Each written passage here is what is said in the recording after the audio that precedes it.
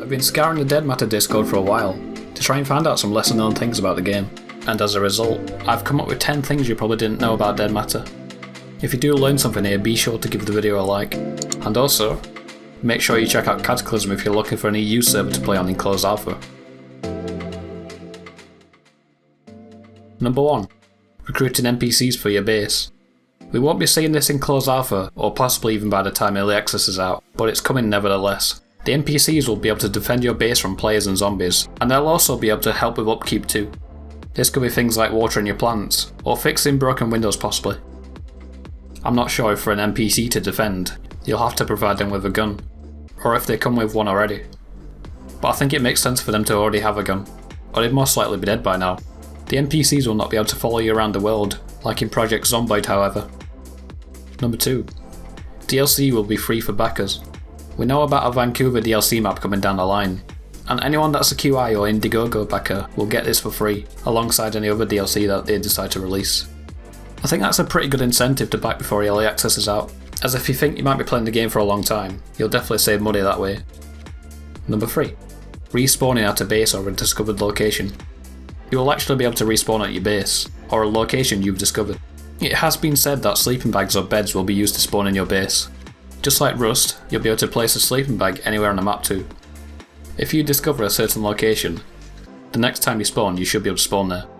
I'm not sure if once you've discovered all the locations, it will be really OP to be able to spawn pretty much anywhere you want.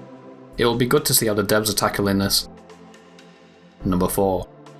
No internet required for single player. You won't need an internet connection if you just want to play single player on Dead Matter. This is something that's becoming less and less prominent in games lately, and lots of big developers are requiring you to be always online for single player. Although this doesn't apply to me, it's nice to see Quantum Integrity thinking about the people with poor internet connections. Single player will also be available from the very start of closed alpha launch. Number 5. News station voice broadcast. There's a news station on the map, where you're able to use it to broadcast your voice to the entire server. I feel like this could be abused with people just spamming shite down the mic, but it's also a very nice feature to see in a game, and could make for some good RP. Number 6. Vaulting, climbing and sprinting are all tied to stats. The higher your strength stat for example, the faster you can climb, or the higher your endurance stat, the longer you can run for.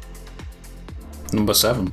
If you get killed by an infected, when you respawn, your previous body would be an infected, and you'll have to kill that to retrieve your loot.